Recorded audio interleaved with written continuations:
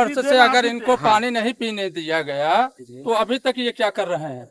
आपको पानी और हवा नहीं मिलेगा तो आप जिंदा रहोगे? बिल्कुल ये सब बात सही फालतू की बातें हैं, कोई तथ्य नहीं है, कोई साक्ष्य नहीं है इनके पास, सिर्फ समाज को बदनाम करने का काम किया है। और जब ऐसे आप लोग देखिए, ये आरक्षण के सपोर्ट में कुछ लोग आए हुए हैं, हम लोग इनसे बात करते हैं। ओके, प्रयागराज, क्या नाम है आपका सर? शिवा पांडे, पूर्व छात्र नेता। शिवा पांडे, पूर्व छात्र नेता, और ये प्रयागराज से हैं। आप क्या कहना चाहते हैं सर प्रोटेस्ट के बारे में? हम कहना ये चाहते हैं कि इतने दिनों से जो ये आरक्षण व्यवस्था लागू किया गया था, बाबा भीमराव अंबेडकर साहब ने किया था जी, तो ये धीरे धीरे लगभग 80 साल हो गया ऑलमोस्ट। अब आरक्षण रिफॉर्म होना चाहिए, उसमें समीक्षा होनी चाहिए कि भाई जो भी गरीब हो, ये जात के आधार पे आरक्षण नहीं होना चाहिए, ये गरीबी के आधार पे कर देना यानी चाहिए। जिसको जरूरत है कि ये कहना चाह रहे हैं कि उस आर्थिक आधार पर ये होना चाहिए। बिल्कुल, आर्थिक आधार पे आरक्षण होना चाहिए, यही मांग है। नेक्स्ट आप कुछ कहना चाहेंगे सर? तपस्वी तिवारी, प्रयागराज से। जी। हमारा सरकार से यही मांग है, हम लोग प्रयागराज से भारी संख्या में आए हुए हैं, कल से यहीं पे रुके हुए हैं। जी। हमारा सरकार से मेन यही मांग है कि जाति के आधार पर आरक्षण हो, हर वर्ग में, हर जाति में, हर बिरादरी में। गरीब हर उसमें है, तो जो गरीब है उसको आरक्षण मिलना चाहिए। यानी नीडी पर्सन, जरूरत इंसान की, जो जरूरत है, जिसको आवश्यकता है उसको आरक्षण मिले। तो आपके हिसाब से ये करते। कैसे जज करेंगे कि किसको आवश्यकता है किसको नहीं? उसका समीक्षा करवाए ना, ये समीक्षा देखिए, का विषय समीक्षा है। करिए। देखिए, हर जात में गरीब है, हर जात में अमीर है। बिल्कुल। ये मंडल कमीशन लागू जब से करा इन्होंने, बाबा साहब आम्बेडकर ने 10 साल के लिए लिखा था आरक्षण। जी। संविधान में 10 साल के लिए आरक्षण लिखा था, और कई साल हो गया? 35 साल हो गया आरक्षण का। अरे भाई, रिफॉर्म तो होनी चाहिए ना। 40% वाला अफसर बन जा रहा है, डॉक्टर बन जा रहा है।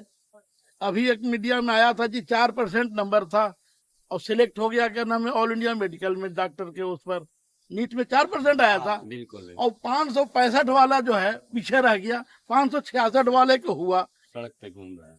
सड़क पर घूम रहा है। अब उसको मान लो ड्यूटी ज्वाइन हो जाएगा, बिल्कुल। उसका जो 565 वाला लेके आया है उसको कदर करेगा? नहीं करेगा। फिर क्या कहेगा कि हमको जाति प्रताड़ना हो रहा है, हमारे साथ अन्याय हो रहा है, इनके पास यूजीसी लगाओ। बिल्कुल। अक्सर आमतौर पे ये क्वेश्चन बहुत उठ रहा है, सोशल मीडिया पे आप देखते होंगे, पब्लिक भी ये उठा रही है कि 40% वाला जो है वो बहुत अच्छे से आसानी से जॉब पा रहा है, और 80 वाले को कहीं ना कहीं इश्यूज और प्रॉब्लम का सामना करना पड़ रहा है। इस बारे में आपकी क्या राय है सर? देखिए, प्रतिभाएं जो है हमारे देश में आज से नहीं, बहुत प्राचीन समय से प्रतिभाएं रही है, और उन प्रतिभाओं को जो है हमेशा से भारत में आगे करने का काम किया जाता था।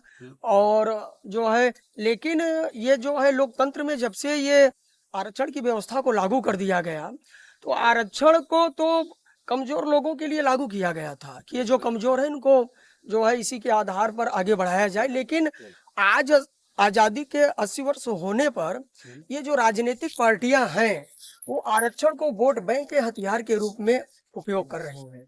और ये जो है राजनीतिक पार्टियों ने कभी ये नहीं सोचा कि 80 वर्ष हो गए हैं, इसमें जो है इसको संशोधन करना चाहिए, इसकी समीक्षा करनी चाहिए। 134-135 बार अभी तक संविधान में कांग्रेस की सरकार, भाजपा की सरकार, सभी ने संविधान में संशोधन किए। तो अब कम से कम आरक्षण का भी इनको जो है रिफॉर्म करना चाहिए, संशोधन करना चाहिए कि वास्तव में इसका लाभ जो भारत का गरीब नागरिक है, कमजोर नागरिक है, उसको मिलना चाहिए। वोट बैंक के रूप में आरक्षण का, SC/ST का, यूजीसी का वोट बैंक के रूप में ना प्रयोग करे। दिल्ली और लखनऊ के गद्दी पर बैठने के लिए चाहे वो मोदी जी हो, चाहे राहुल गांधी हो, चाहे जो ममता बनर्जी हो, चाहे जो है लालू प्रसाद यादव हो, चाहे अखिलेश यादव हो, लखनऊ और दिल्ली के गद्दी पर बैठने के लिए वो किसी भी कानून का उपयोग न करे। वास्तव में कानून का जो लाभ, जो कानून की व्यवस्थाएं उचित हो, वो लोगों को मिलनी चाहिए, वहां तक पहुंचनी चाहिए। बिल्कुल। पर एक सवाल और उठता है सर, बहुत लंबे समय से आप देख रहे होंगे, सवाल थोड़ा सा थोड़ा क्रिटिकल सवाल है, आपको शायद माइंड मत कीजिएगा। क्या ये कहा जाता है कि बहुत सालों तक, बहुत वर्षों तक उनका कहीं ना कहीं पतन किया गया है? ऐसा आप लोगों ने देखा होगा, मीडिया पे भी है, और वो कुछ लोग डायरेक्टली आके भी बोलते हैं। इस विषय में आपकी क्या राय है सर? कौन आपसे बताया?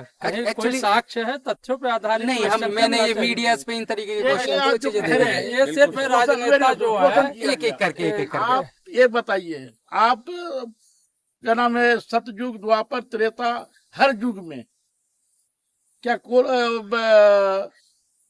इन्होंने जो है सत्यवती से शादी की है तो क्या प्रताड़ित की है? नहीं, देखो आमतौर पर उस समय मैं नहीं था, मुझे आप नहीं थे। 3000 वर्ष के हमेशा, खासकर सवर्णों में ब्राह्मण ठाकुर समाज एक ऐसा समाज है जो दलित और पिछड़े समाज से आते हैं, उनको हमेशा संरक्षण देने का काम किया है, उनको आगे बढ़ाने का काम किया है। चाहे बाबा भीमराव अंबेडकर हो, उनको कौन पढ़ाया था? ब्राह्मण समाज का बंदा पढ़ाया था। उनको विदेश कौन भेजा था? उनके पढ़ाई खर्चा कौन दिया था? इसी क्षत्रिय समाज का राजा साहब थे, वो दिए थे। चलिए अब फिलहाल ये बताइए, आप लास्ट संदेश क्या देना चाहते हैं सब जनता के लिए उस तरीके से? देना चाह रहे हैं कि जिस तरीके से कल हम लोग शांतिपूर्ण तरीके से यहाँ पे प्रोटेस्ट कर रहे थे, अपनी बात को रख रहे थे, सरकार ने जैसे दमनकारी नीतियों के बल पे उठाने का काम किया है, इस आंदोलन को कुचलने का काम किया है, वो कुचलने वाला नहीं है, आगे ये और उग्र होने वाला है। आंदोलन करना अधिकार है, अपनी बात रखना अधिकार है शांतिपूर्ण तरीके से, जो कि कुछ हद तक बिल्कुल सही था। ठीक है, अब इनका लास्ट संदेश ये आता है कि सबको आंदोलन करने का अधिकार है और ये कर सकते हैं। हम तो ये मानेंगे कि इसके पहले काकरोच का जो प्रोटेस्ट चल रहा था, ये सरकार प्रायोजित प्रोटेस्ट था। आज दो आंख क्यों कर रहे हैं भाई? दो लोगों के लिए दो अलग अलग नियम बना दिए हैं। हम तो शांतिपूर्ण आंदोलन कर रहे हैं, अपनी बात रख रहे हैं। हम लोगों को जबरदस्ती पुलिस बल लगा के रातों रात सबको डिटेन कर लिया गया, सबको मारा गया, घसीटते हुए ले गए, पूरे आंदोलन को कुचल के रख दिए हैं। ये आंदोलन गाँव गाँव गली